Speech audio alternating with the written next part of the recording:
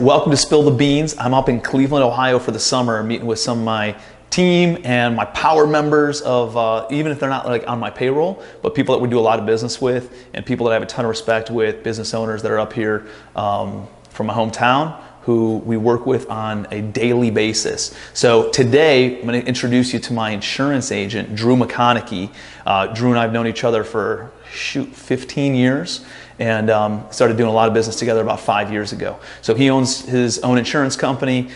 His family started, and he's kind of bought out his dad and runs the organization now. And they exclusively do all of our insurance. So absolute rock star in the industry, one of the best commercial insurance agents in the entire country, and you're going to get a ton of value from this. So as you hear it, please take the biggest takeaways, comment below, like the video, share the video if you get a ton of value out of it, and share it with somebody else who could also get a ton of value. And please subscribe and hit the notifications bell so that way you're updated on every episode of Spill the Beans. So hope you get a ton of value. Check this out.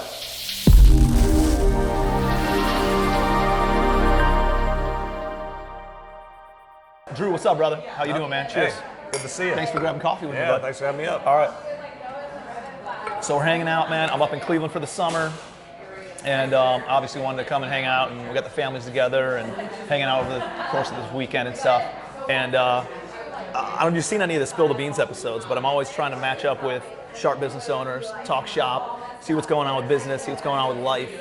And dude, I'm good to talk about whatever. So you've been in the insurance industry pretty much your whole life, right? Yep. And we started doing business together, I don't know, 3, 4, 5 years ago, and it's been a game changer for my team and understanding that we have like just a sigh of relief of knowing that we have the right insurance in place, the right person looking after our stuff. And I think that makes a big impact. So, like, tell me this, when you bring on a new client in the insurance space, what do you look for? How do you do like a diagnostics on their life, on their business? What are you looking for to make sure that they have the right offensive positions in place, defensive positions in place, and that kind of stuff? No, we'll start there, dude. I'm sure we'll talk about business growth and all the other good stuff too. So, good question. I try to, you know this, as I'm going through the process, it's a lot of back and forth to start.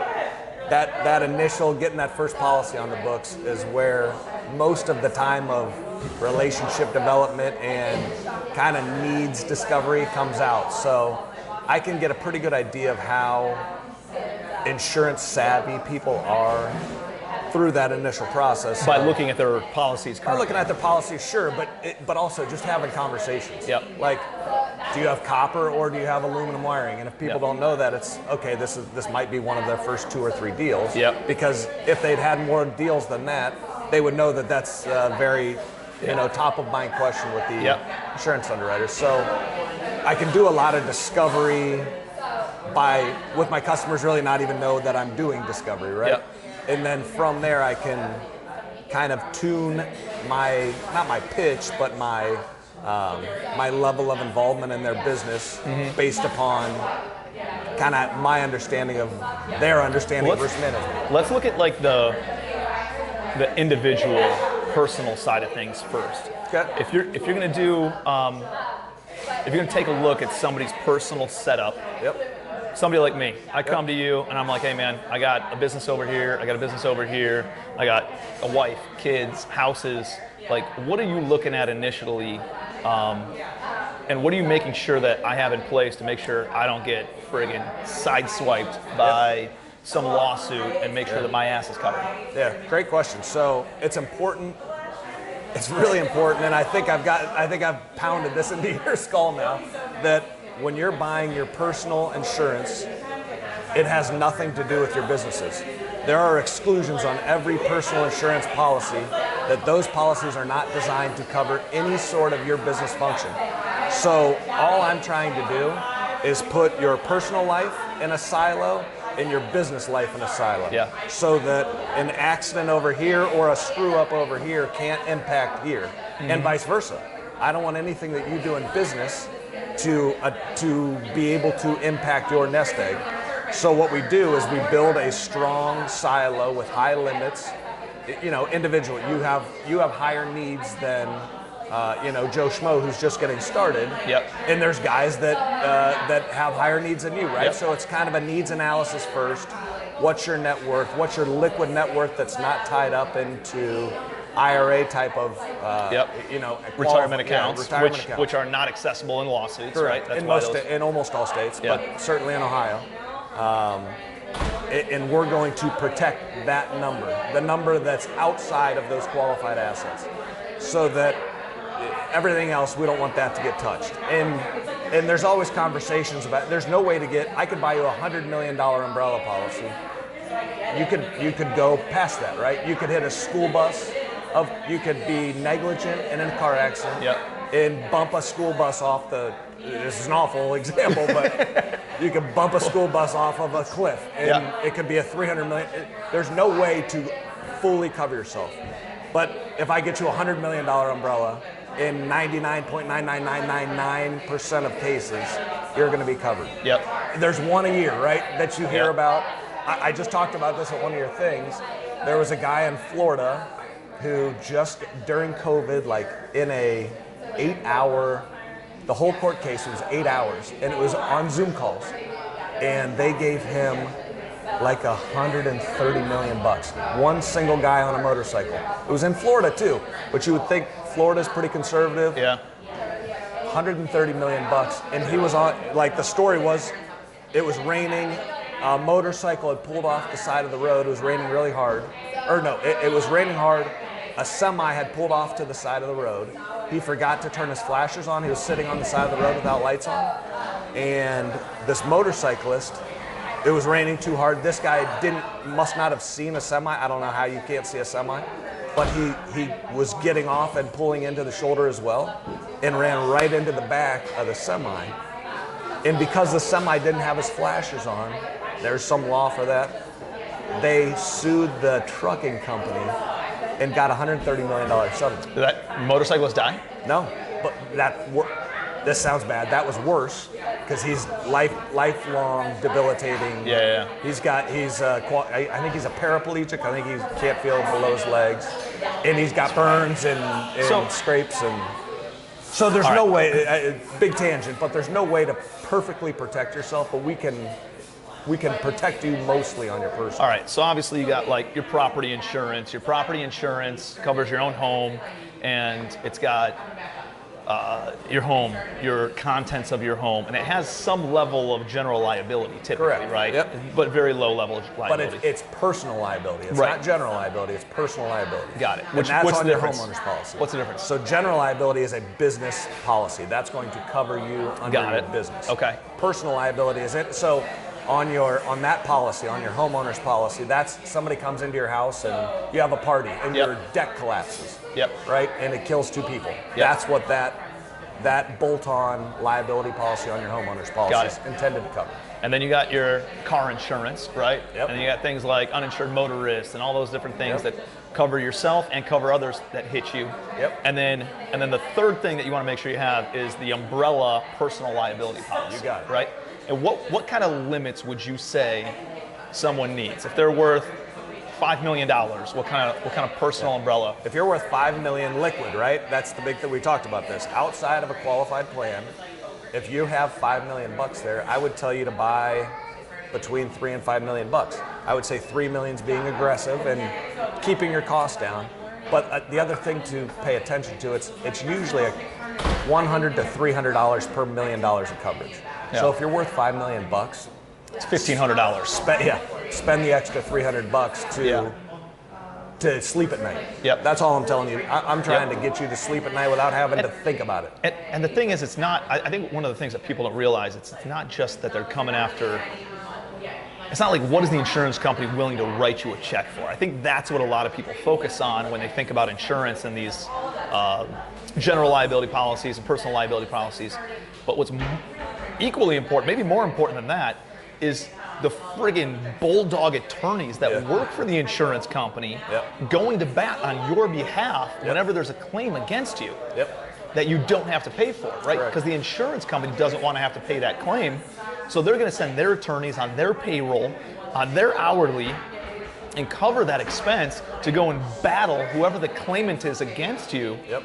To make sure that you pay as little as humanly possible. Correct. So you're not to make sure that they pay as little as humanly possible. Exactly. Yeah. And so it covers their ass. It covers your ass. I mean, $1,500, dude. Like I got legal bills. Like I have 2 attorneys on payroll because I spend so much money on legal. Yep. So I know how expensive it is, and I know how like $1,500, even over the course of friggin' 20 years, what is that, 30 G's? Like that can rack up in an instant, in a matter of just doing like discovery type stuff for any sort of lawsuit. And so like to pay that is almost inconsequential. So yeah, I know you've been beating up on me to increase my limits, but well, and as you become more of a public figure, right? Yeah. As you start driving Mercedes, and all that does is attract jerks, right? Yeah. I mean, people hit you. I have a buddy whose wife drives your wife's car, but it's white, right? Yeah. And she's driving down the road, and her kids are yelling in the back, so she does one of these and rear ends a person going 4 miles an hour. I mean, there was no damage to either car.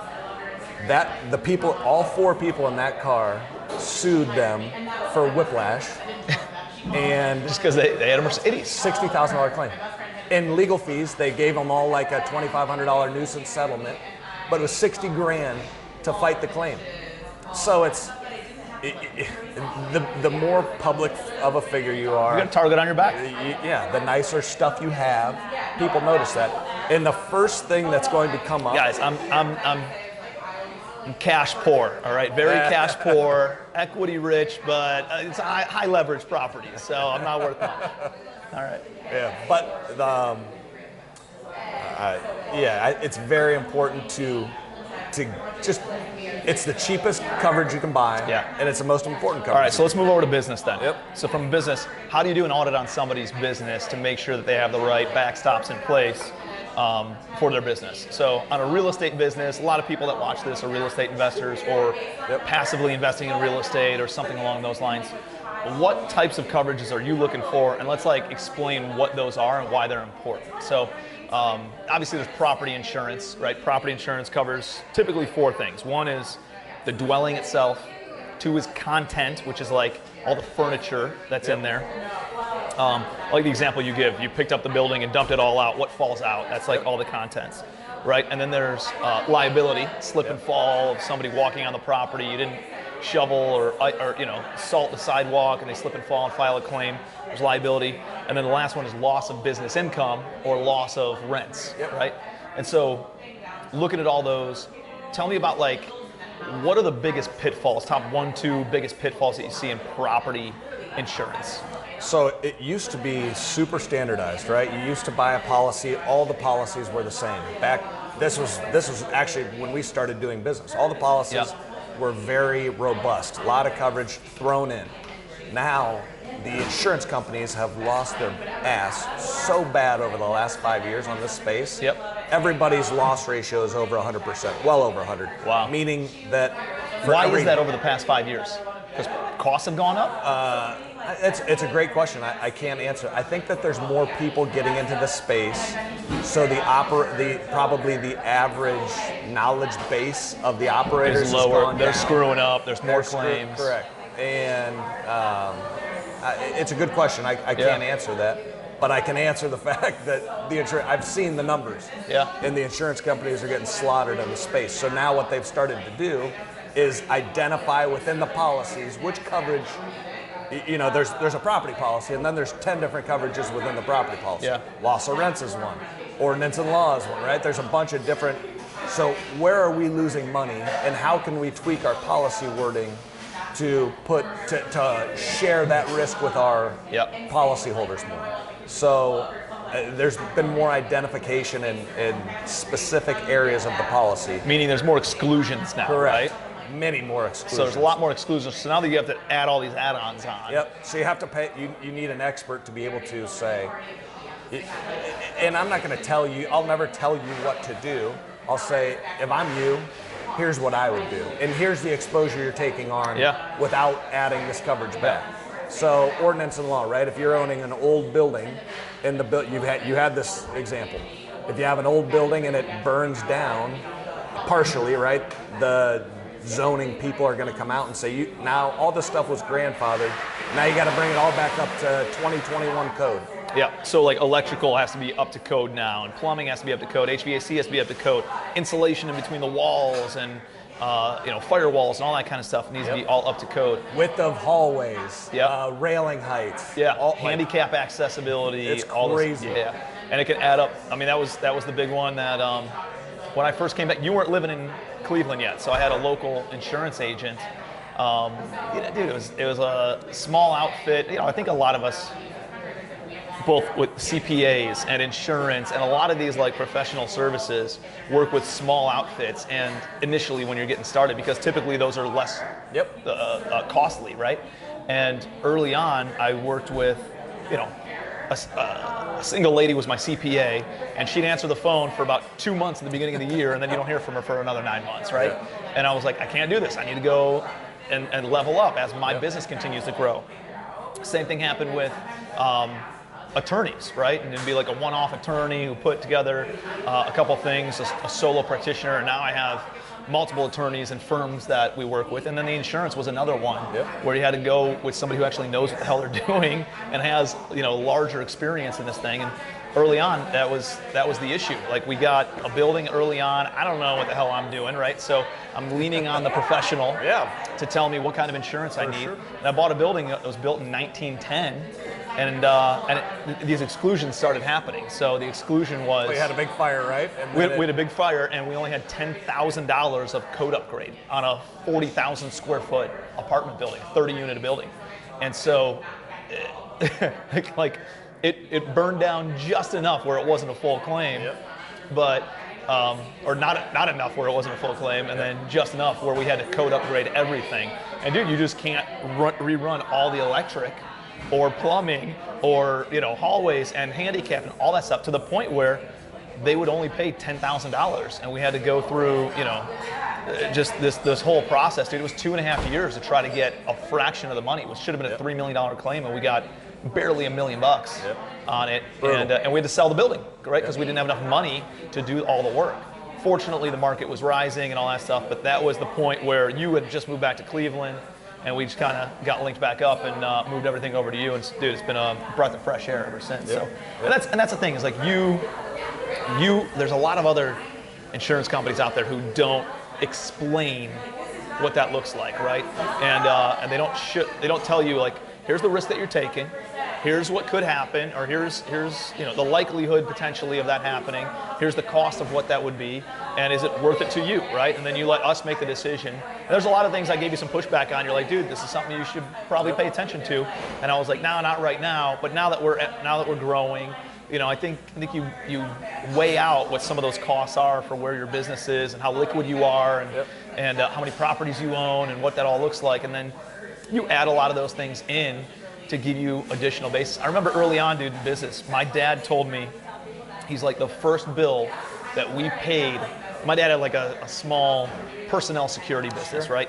But it was a highly litigious business, right? He had individuals who would walk around factories and foundries and apartment buildings in the hood all around Cleveland, and make sure the place isn't burning down, make sure the coin-operated laundry's not getting kicked in, just dealing with nonsense in tough parts of Cleveland, Ohio. And just the amounts of claims and the number of dingbats that he had to deal with, dude, I can't imagine. But he's like, he always told my mom, like, the first bill that needs to be paid is the insurance, right? Before you pay the mortgage, pay the insurance. Before you pay any of the other bills, pay the insurance, because that is the most important thing that needs to be paid. That's always set with me, right? It's the one thing, a big lawsuit is the one thing that can, I don't care how rich you are, it's the one thing that can take you down. So I've told you this a million times, my job isn't to fund your growth. My job is you've created a level in your life. My job is to be the backstop for that level so that you don't go below it, right?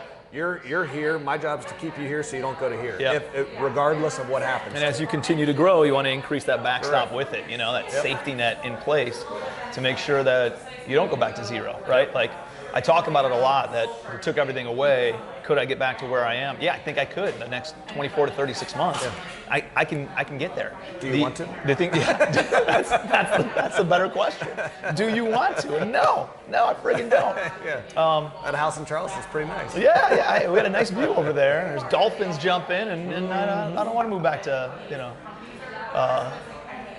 suburban Ohio or whatever. Nothing wrong with it. Just we got a nice house. So no, I think it's really, really important. What else are you seeing in the insurance? Like how have things kind of changed and tweaked? And from and we can go into like some other business. We don't have to talk about insurance the whole time. But it's up to you. And anything else changing that business owners need to be aware of or pay attention to over the next 12 to 24 months? It's real estate specific, right? I think that the market is really hard, meaning the insurance companies are dictating pricing more than, our industry is just like real estate, right? Right now it's a seller's market in real estate. Yeah. Right now the insurance companies are driving the ship. The more insurance companies that lose money in the space, they either say we're going to take big rate to get our loss ratio back to where we're comfortable, or we're going to pull out of real estate altogether. So less competition, prices rising, right? And I haven't seen it go over that. Eventually, of course, right? It gets really attractive because rates go way up, and you're like, God, I can insure a building that 10 years ago I was insuring for $100,000. Now I'm insuring it for $700,000. Yeah. Now it gets back to a tipping point where it's attractive again, right? The competition comes back. Yeah. There hasn't been that tipping point where there's new market entrants again. So it's interesting how like the cost of capital comes down. Interest rates are lower, right? So the values go up. Yep. But then insurance goes up, so the values come back down. Especially in the rental real estate space, there's a lot of different variables that affect the value of an apartment. Dude, I remember early on when I first came to Cleveland and started investing more heavily, we just self-insured a bunch of but it was a very different market, right? I was buying single-family houses for $10,000 that were already rented for $600 a month. Yeah.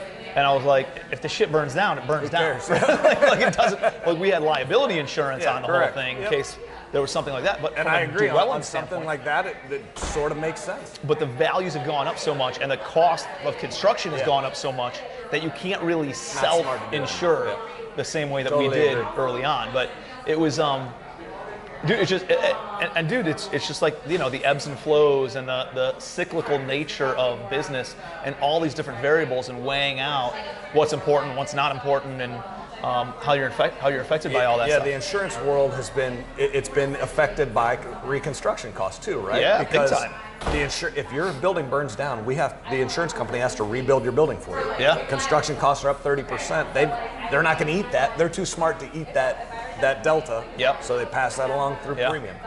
Yeah. So it's the inflation that you're seeing in other aspects of the economy is impacting insurance costs. For sure, dude. So and again, capitalism's great because it's really good to be a contractor right now. So guess what? There's going to be more contractors in the next 5 years. Yeah. Everybody you talk to is like, hey, if you're having a hard time picking a career as a 17-year-old, get into the trades. For sure. And I think you're going to see more and more of that. What's the easiest way to make $100,000? Go be a plumber. Yep. You want to make $100,000 next year? Go learn how to be a plumber. Yep. So you don't have to go to college. You don't have to take on debt. Go get an apprenticeship at a plumber or an HVAC, any of the trades, and you're going to make $100,000. So that's going to fix itself too. Yeah. And that will, in my opinion, that'll drive back down construction costs because there's more competition.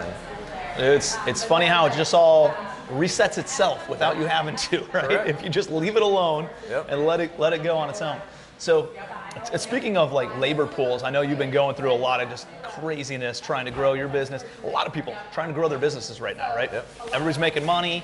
Market and the economy is super, super hot. Yep. Not only in real estate, but in all aspects. I know you're driving up here telling me like every single factory is like hiring all positions, just billboards on the sides of all these buildings along the freeway saying hiring all positions. So like, tell me about the recent job pool that you've been trying to pull from and hire from.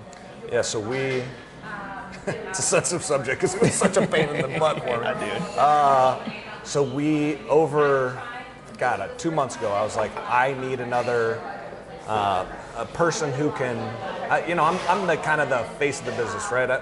My job is to meet guys like you and to bring them in and educate you and get you comfortable with our agency. Once I get you in, there is a team that is really good at insurance and at the maintenance of policies. That's behind me, that's not super public. I actually like to bring them out to my customers so that you know who you're dealing with, but a lot of agents don't want to do that because it's a different personality, right? I like doing this stuff. They like, it's more of a grind, right? It's I have a list of tasks, I'm a task completer and killer, and they love that, right? So, I think that's important. I think that you make a good point. Like, if people see me and they see me on social media or they see me on, speaking at an event, I think maybe early on, and the less you've been around all this stuff, watching somebody who's up on stage or watching somebody who's on a podcast or watching you're like, oh, I want to do business with that person. And that's good, but usually the person who's here and on the camera isn't the best person to service your needs, for sure, right? It's two different behavioral types. And I think early on in business, like we can all do everything, but as your business grows and you realize, hey, this is my better strength, this is where my time is served better and how I can grow my business better, you find somebody who can complement your strengths and lift up your weaknesses without dancing on your toes over here. And that's what I've done with Matt Carlin, right? My COO. Like, he is a friggin' ninja at spreadsheets, standard operating procedures, key performance indicators, all the different metrics to build and grow the property management side, the asset management side. And so, like, dude, I try to get him in front of our investors all the time so that way they know, listen, here's how ninja this guy is at all these things. Same thing with Fatty Bomitri, right? It's important.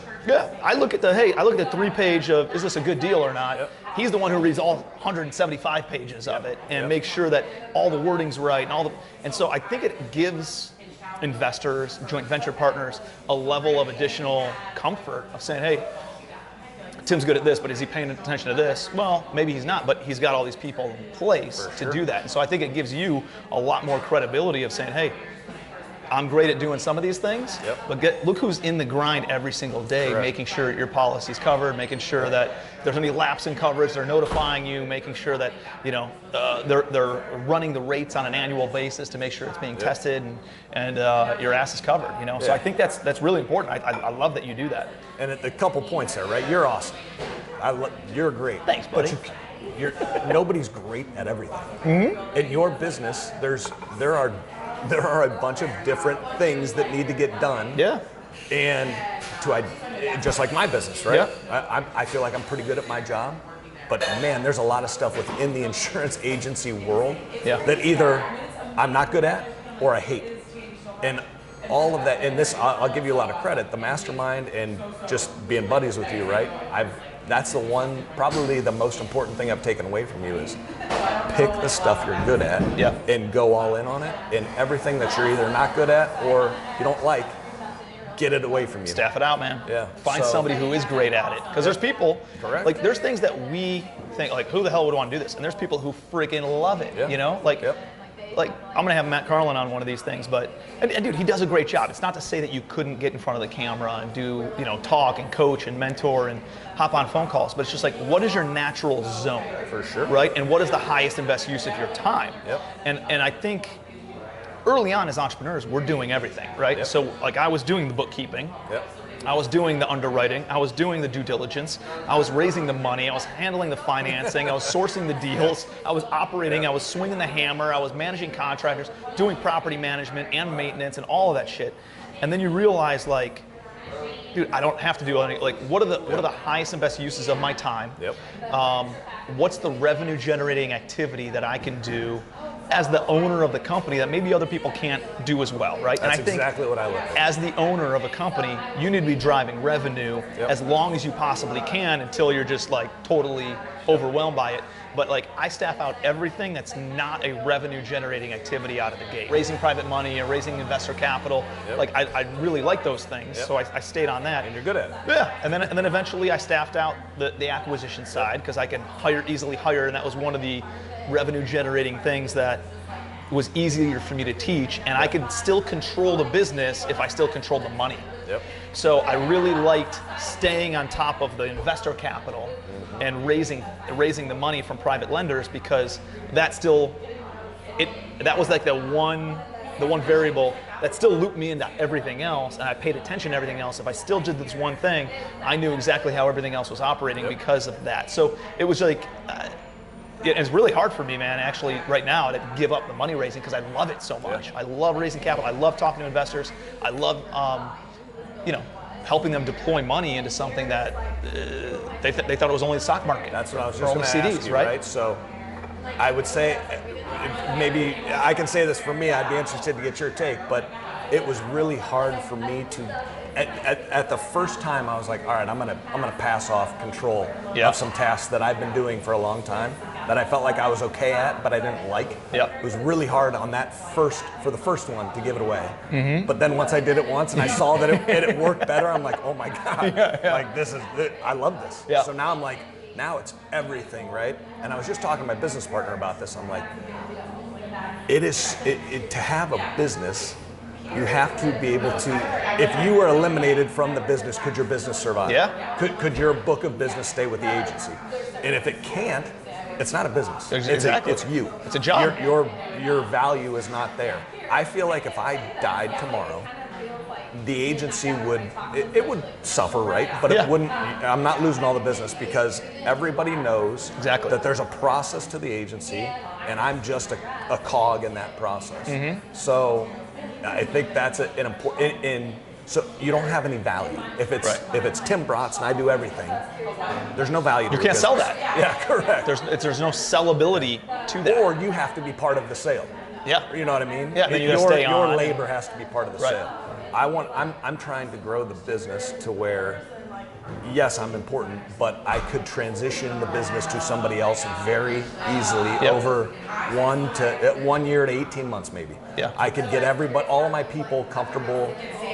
Of course, I would be heavily involved in who I'm selling the business to. But if I would sell thoughtfully to the right person, I think I could keep 100% of my customers with that person, given a transition process. If I die tomorrow, of course, you're going to lose some of my business because I wasn't able to transition. But I think that's a thing that people, even really good business people, don't contemplate. It's what your business is worth. The ability to keep the revenue after you're not a part of the business. Agreed. So I've been working on that hard. And that's probably one of those things that people don't think about. Like early on in business, they're trying to just generate revenue. They're applying proof of concept. Does this shit work? Can I actually make money doing this? And then once they get there, then it's like, let me staff out. Put a couple people in place. Continue to grow the business. It's kind of a hell zone though, because you can't really, you're not making enough money to hire C-level executives, right? Like really talented A players in your business. So you got to get creative. You got to either, pay them a profit share, a commission, or some sort of like equity even, in order to help grow the business, which is what I did. I gave up profit share and equity to attract A players, so that way I didn't have the overhead, but I could still grow the business. And I think you made an important point there, right? So as you go from a solopreneur, right, that's got this thing, you were making a bunch of money, but you invested it. So in the year where you grew the business, where you staffed out, you made less money. I did, and I think and I did a big time, right? It impacted our bottom line big time. But it's an investment, right? I'm gonna pay $200,000 to staff now. But after I do that, now I can triple the size of my business. So,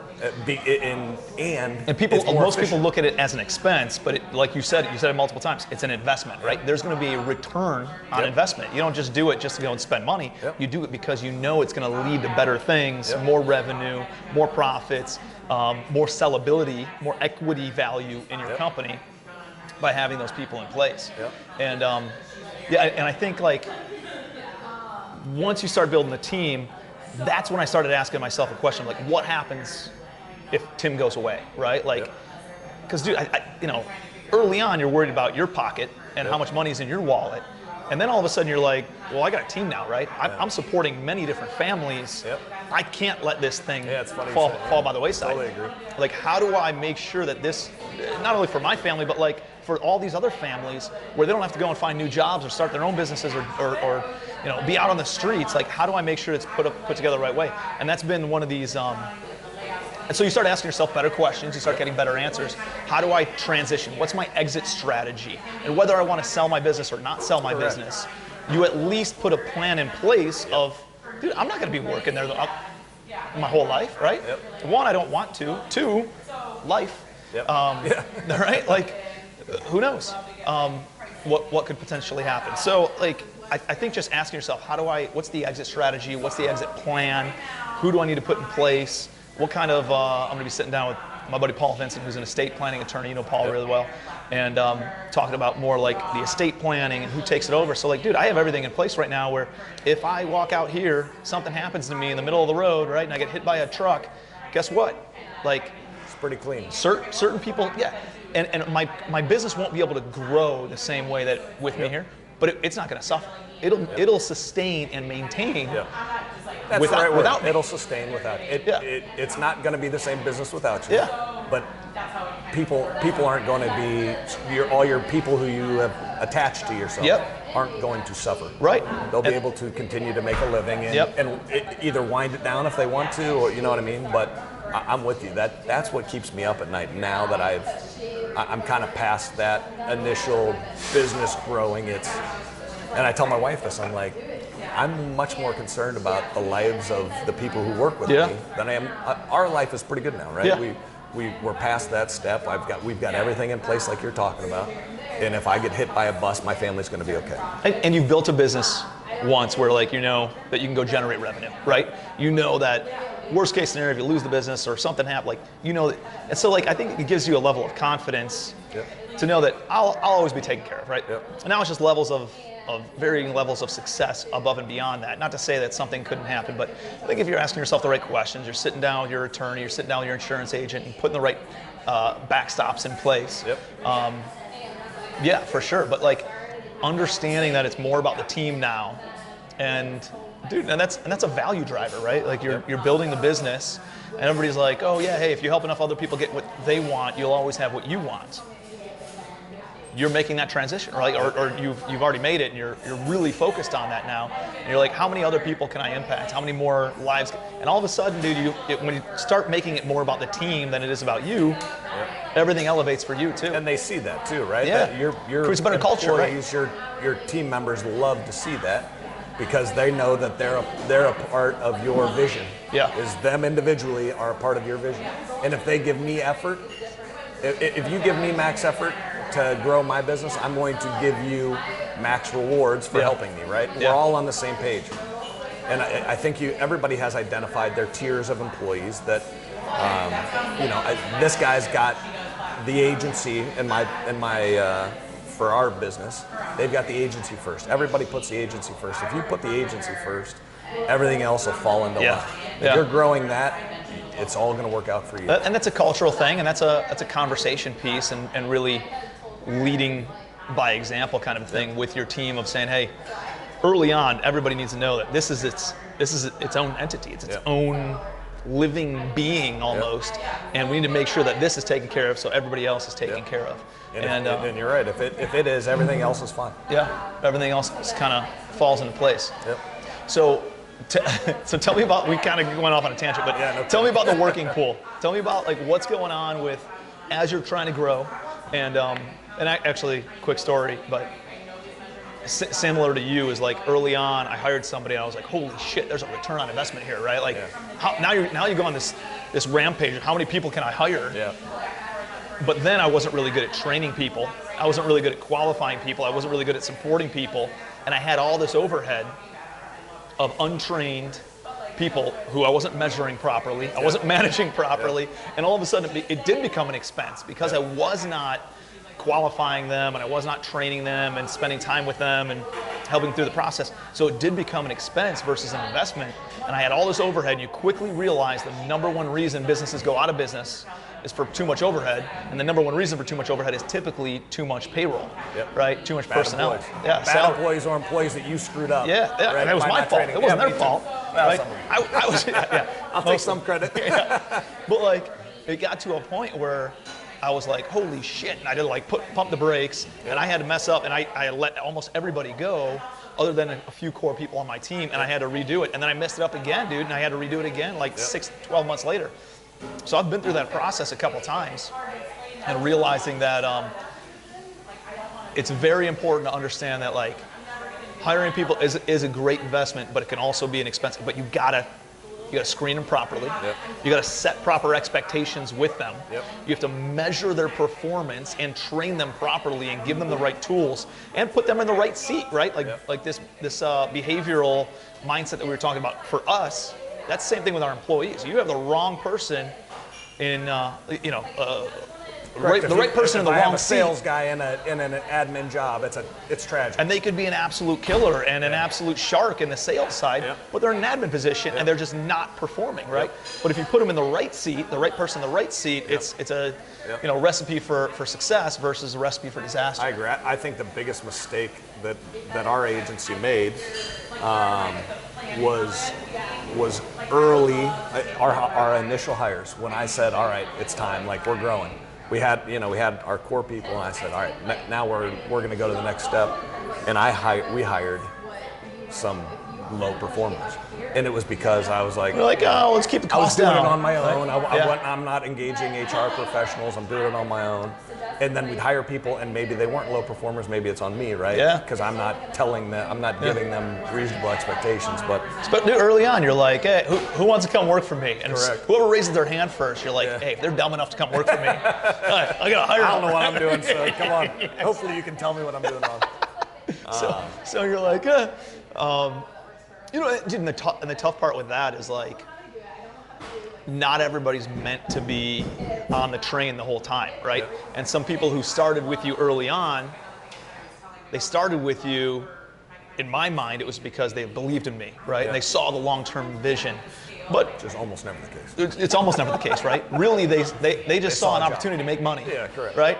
And they weren't qualified enough to get a job somewhere else, and I was the only idiot willing to hire them. And then all of a sudden, I kept them on too long, right? And I kept them on and I'm like, I can't grow, and the people who got you here aren't necessarily the people that get you to the next level, right? And but I've also had several people who have grown with Matt Carlin. Dude, Matt Carlin grew with me, right? He was managing a movie theater, and we were working, and he was growth-oriented. He saw the long-term vision. He saw the long-term potential, and at the same time, he decided to grow. Same thing with Marty Zietlow, who's handles a lot of our asset management. It's kind of behind the scenes. He doesn't have the doesn't get the exposure that Matt gets, at least, but he's an integral part of our team, right? And so like there's certain people like that who are growth oriented and are willing to grow and go through the personal development stuff that we've gone through as business owners, and they do become great long-term pieces of the team, and they're very invested in the company. Once you find those people, hold on to them for your life, because they're worth so much more than. It's hard to fathom how important they are. Because you've grown a business, you've got a certain personality. They have that similar personality, so you hold on for dear life because they are super important. And I have, everybody, like I said, everybody identifies as people within your company, and you hold on. And at the same time, dude, if there's somebody on your team who doesn't. Not that they're not willing to put in the work or whatever, but if they're not growth oriented, if they're not fit in the company culture, and you're looking to grow, and everybody else is looking to grow, and there's that one person just holding everybody down. It's your job as the leader to say, hey, it's not a good fit long term, right? And it's probably not a good fit for them. Correct. It's not a good fit for you, they're right? Not happy. Exactly. Everybody else is trying to push them. They don't want to go. Hey, what does that look like? Let's sit down. Let's talk on an annual review and just say, hey, are you happy here? If you're not happy here. Let me give you $5,000 to leave.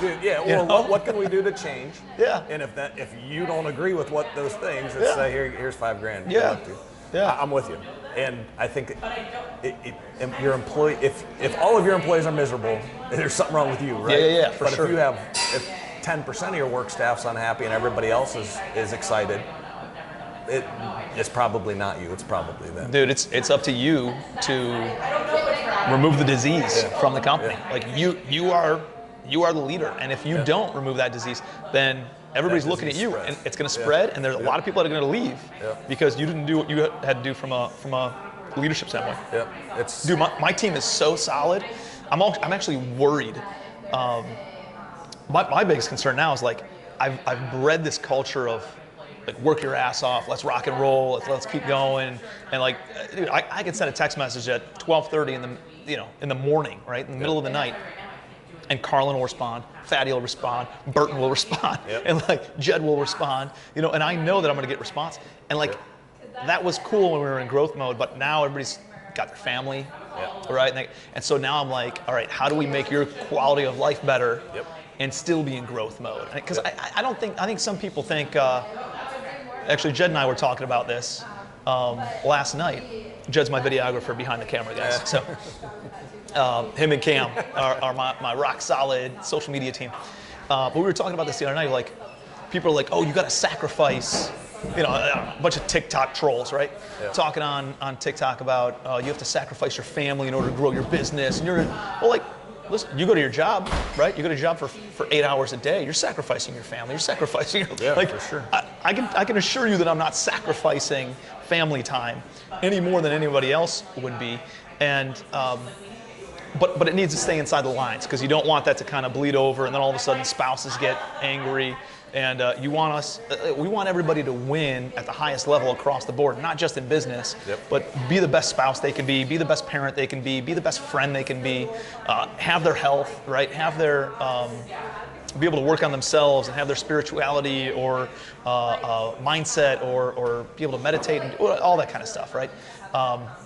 So like that's my big thing right now. I've bred this culture of work your ass off, and that's really important, but I want to make sure that it's boxed in and compartmentalized of like, when you're at the office, you work your ass off. Correct. And we perform at a high level. You're a bulldog at the office. And when we're not, dude, go and play. Go and play hard, have fun, enjoy your family, and that's kind of the transition where we are right now in business. And we have, we're kind of similar, right? The Aarons of the world, who the back office people. We stagger everybody so that we can be open, we can be reachable for the most work. So it's, some people start at 7 and they work till 3, and then some people will start at 9 and work till 5. You know what I mean? I like that. So it's we try and make ourselves available to our customers as long as possible. But my point of that is, give me those hours of the day, be a bulldog for those hours, and I don't want to hear from you for the rest of the day. Now my sales guys, I don't stop outside of those hours still. But dude, that's their mindset though. They love it. They eat that stuff up. Exactly. If you pulled them away from that, then it would probably be an adverse effect to them. Right? You're like, dude, all I want to do is go and work, right? I want to go work, and you're not letting me work. Like, I'm going to go somewhere where they do let me work. So I think you're working with those different personalities and those different roles. Yeah, no, I totally agree. All right, so we've gone on 2 tangents now. Tell me about the pool of workers and staff and employees right now. Everybody's trying to hire. Every business is growing. The government's giving money to people to not work. And dude, it's hard as shit. Like, we're paying people $20 an hour to go and change doorknobs right now. I just had an opening, right? So I always try to overstaff so that there's never. If I'm understaffed, you're going to hate me, right? Because it's, instead of me getting back to you in 3 minutes, I get back to you in 3 hours. And I've made you accustomed to be quick responses from me. So we always try to overstaff and always have capacity to grow within the business. It's more overhead for us, but blah blah blah. So we just hired a week and a half ago another person to help finance our growth, essentially. And I had 2 recruiters looking for that. It's a $50,000 a year plus job. This isn't a $20 an hour person. Neither recruiter could find me any reasonable, even reasonable candidates. So I ended up, and I hate doing this. This is literally like bottom of my list of what I want to do. But I got on LinkedIn and I found a couple competitors that are regional competitors that I know have kind of crap cultures within their offices. So I was like, if I can get somebody in my office, kind of see how we got a ping pong table. We've got we're a good kind of lighthearted place to work. If I can get them in front of my people, so I sent 10 LinkedIn messages to people. And I said, just come in, let's have a conversation. I kind of know what you make now because I've hired from your company before.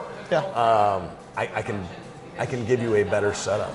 And knock on wood, we found a star. But it was the only reason she came to us is because of culture, right? They're called the culture, and I knew that. That's why I targeted her. But it was so. I looked for her for 3 months with professionals. And then I had to jump in and do stuff that I hated. But I think there's a couple of lessons in that. One is dude, sometimes we have to jump back in to doing the friggin' work, right? And the only thing that can overcome a lot of the adversities that are in the market, whether that's sourcing real estate deals, whether that's hiring a team and a staff, whether that's raising private money is dude, it's massive action and just taking massive action towards doing that and getting outside your comfort zone and doing shit that's non-conventional of the conventional way of hiring a recruiter. And that, dude, that's really good because obviously it's not something that's one of our core competencies, just going out and running ads on I don't even know what the hell they are, right? Whatever the websites are. Indeed, right? And let them do all that. Yeah, and then having all these applications and all that. Dude, it's just not what we're good at. But it's a time suck. It's for sure a huge time suck for your high performance. Yeah, for sure, dude. But I think all right. So that's number one, taking massive action. Number two is you're going to competitors, and it's. Some people, I've had people who try to poach my Nick Burton, right? There's a local developer, it's friggin' putz. This guy, this guy early on, I was like, hey, can I come and intern with you? And when I didn't know anything, he just ignored me. And after a few years, he's reaching out to me, trying to get me to bring money to his deals. And then I just get a message that he's trying to recruit my head of acquisitions. And I was like, first of all, this idiot can't even afford him, right? And secondly, how fake are you trying to be my buddy? And then, anyways. So I get it, right? It makes sense though because somebody who's already in the industry, they have the experience, they have the knowledge, they know there's not a learning curve, right? Sometimes I think there's some roles that's really, really good to hire into because they're not jaded by the industry, they're not, they don't know, I don't know, they haven't been in. But if they have if they're already trained and they have something to compare it to, and they realize shitty culture over here, I can not have to press the reset button, and I can just move over here in a great culture with upside and growth potential, and dude, that's like a breath of fresh air for them, and they actually have something to compare it to. That's why recent college grads, I've had some really good luck with them and some really bad luck, right? Because some of them come in and they're like, oh, every business is like this. I can work from home 2 days a week. But it's kind of binary, isn't it? Recent college grads, you either get studs or you get totally. Or they wash out within a couple months. Within 3 to 6 months, they're out. That's good. I actually prefer that because immediately, almost immediately, you can say bad fit. Versus, so I always try and hire people outside of the industry first. I'm chasing a personality trait more than I am experience. You can teach them all. We can teach experience. We can give you all of the tools to be good at insurance, but I can't teach you to be a task killer, right? That's what I call them. If you can go down this block and do what I do really bad, and I have a great person who can train you to do that, right? So I'm always chasing personality traits more than I am experience. Agreed. And I can pay them less. Agreed. Yeah, and but the person I just hired was not that, so I'm talking out of both sides. No, it's you're balancing it out, man. I've had great people who are experienced and they come over and just not a good fit, whatever. I don't hire many people like that. I would rather hire for a lower rung position with the intent of elevating them to roles over the course of the next couple of years, right? Exactly. And knowing that I can train them the right way and have the right insights and they have the right, they understand what we're doing, how we're doing it, why we're doing it. They understand the company culture. And then they're not entitled, right? I'm a kid from a blue collar town in Cleveland, Ohio, where we know that we got to work for it. And I like just setting people up, for more of an entry level position and then quickly advancing them. And quickly is 12 months, 24 months, 36 months. I think that's a hell of a, there's people in my organization that who have gotten massive raises in the first 6 months, 12 months. That it's been fun for me to be around because I get to watch. Yeah, I get to watch. It's cool, right? Who grows? Because, dude, if you come in and you crush, like, guess what? There's a lot of potential here. Like, we got a lot of good things going on, and we're growing, and we're not going anywhere anytime soon. From a standpoint of like, we're only growing, right? We're not looking to stay flat. So it's I think if you hone in on that, you buy into that, then there's going to be definitely opportunity for growth in our company.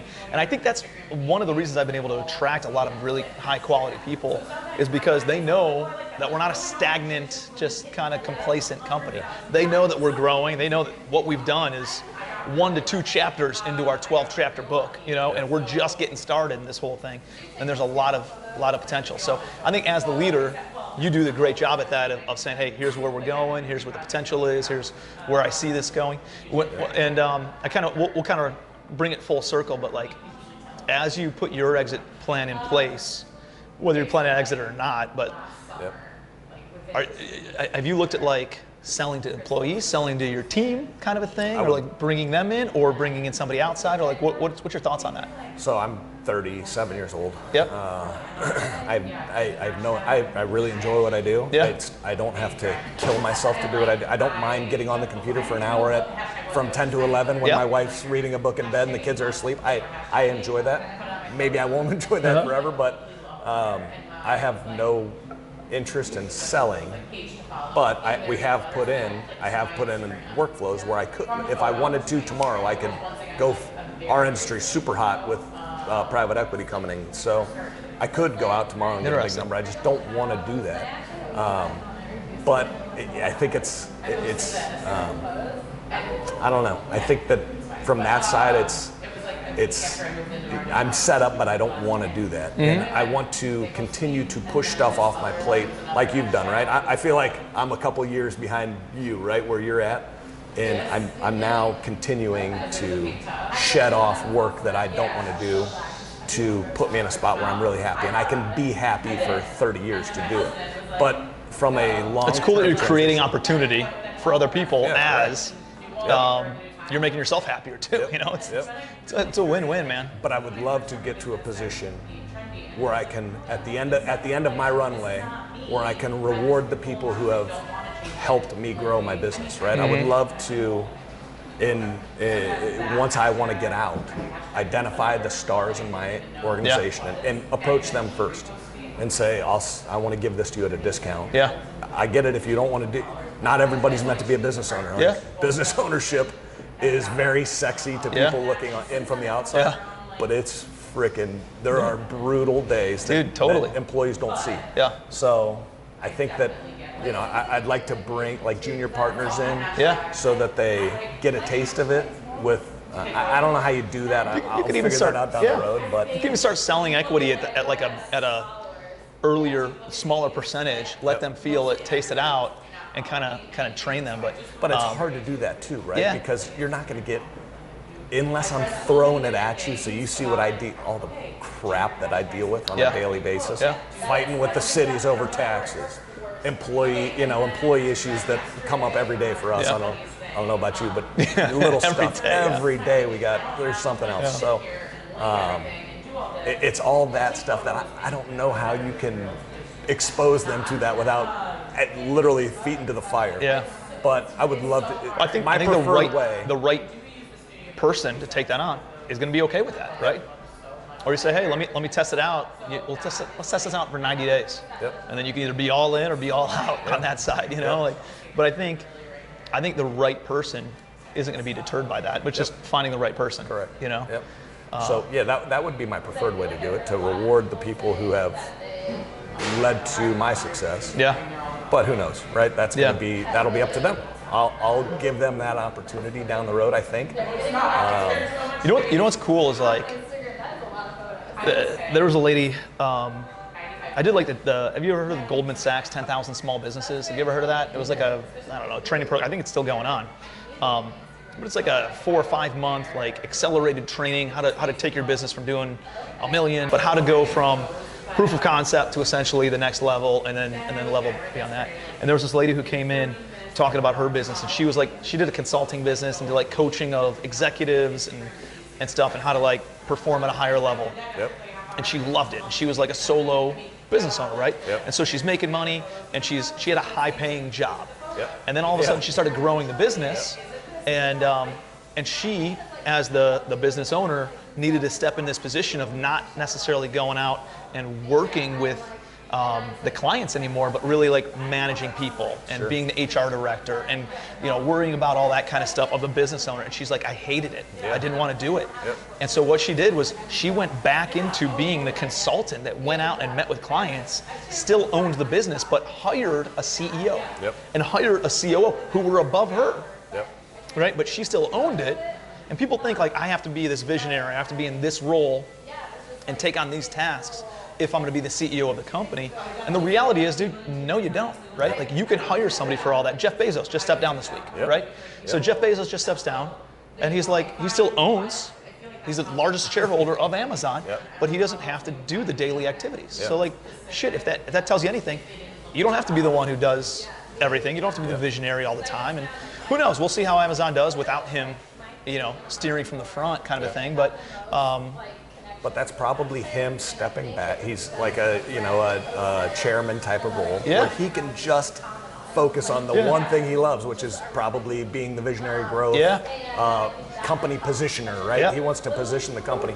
But I'm sure he's been in a billion lawsuits, and that would wear on you over time. Hell yeah, man. But I think the bigger you get, the more focused you can be on your core competencies, right? Where you were a one-guy show, did everything. Yep. Then you were a two-guy show and did 60%, let's say, right? But you didn't get all in every person you hire, you can kind of pick off the stuff that you're not either great at or you love. Yep. And you can just keep growing into more of a precise role over time. That's how I view it, at least. I agree. And it excites me. I love it. Yeah.